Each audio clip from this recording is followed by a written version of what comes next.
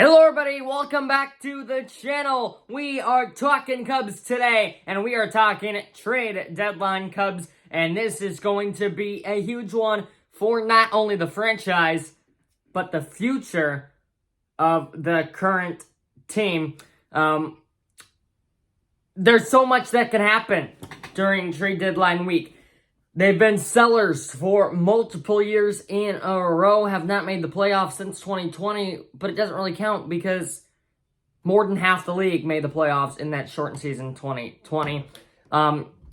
This team hasn't really had a full playoff year since, I'd say, 2018, if I can remember. And they're in a spot where if they add a piece or two, maybe more, they will be competitors and definitely have an excellent chance at making the playoffs.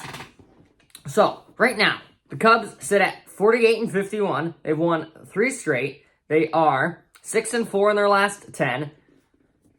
Their run differential is the only positive one in the National League Central. They have a plus 41 run differential, and yet they're still sitting 3 games below 500. But they're 6 games behind the Reds, who have been hot since the little cold streak off the All-Star break. But 6 games back of the second-place Reds. 6.5 games back of the first-place Brewers. Now, if the Cubs can go on to win these 2 against the White Sox, and then a few of those in St. Louis, it'd be huge to get a sweep and get above 500 to sweep both of those series, as the trade deadline now sits 7 or 8 days away. But why should they be buyers?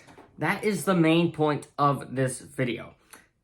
I think this Cubs team, and I'm not alone when I say this, so many Cubs fans think they should be buyers, and for good reason. But, in my opinion, here's why I say, you've got a franchise piece in Marcus Stroman and Cody Bellinger. These are 2 guys to build your team around. Yes, Stroman maybe had a few rough starts. His trade stock is maybe going down a bit. You could still get some good pieces if you sell him, which maybe that's the way you go. You sell him and get some pieces back. I'm fine if you do that. But in no world should the Cubs even think about trading Cody Bellinger. This guy leads the National League so far in the second half and in the month of July in almost every category. He's a guy to build your offense around. You've been looking for a first baseman that can not only play first, but hit. They got to keep him. They got to at least keep him till the end of this year for his contract and extend him. Because if you keep him and you still have these guys that can hit around him, you keep winning games in your playoff team. The bullpen's been good. Now, if they want to go the selling route, which I'm telling you, they just should not do. They're gonna say that the bullpen's been good. They're gonna try to get pieces for bullpen arms. It probably won't work. I think right now this team has some great chemistry going. They like playing with each other. It's a mix of veterans and young guys. They're learning from each other nicely. They're on a hot streak. They've won 3 in a row, and you can't just get rid of them, because that's a lot of the players here that they're probably going to try to trade are the reason that they're here where they are right now. So, if Jed Hoyer, Cubs GM, wants to build a competitive team for not only this year, but the years to come, because a lot of the excuses about selling is, oh, we're selling to get pieces for the years to come. But if you keep these guys, Bellinger, Stroman,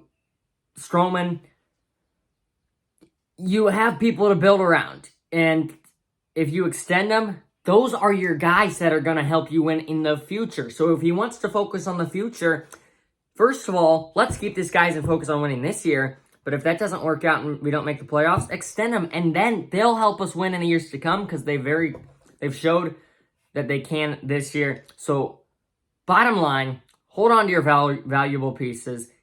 Understand what got you to where you are right now, having a pretty good season by Cubs standards these last few years. Get back to 500 before the trade deadline.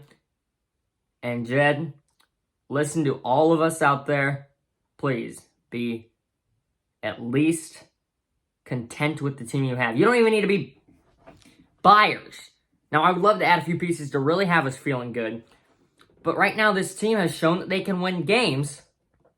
They're on a streak right now. Do not break it all apart. Give the fans a winning season this year and for years to come. So, that's my little rant about why I think the Cubs should be buyers and or at least keep the pieces that they have this year and not get rid of any big pieces and not let go of any big pieces.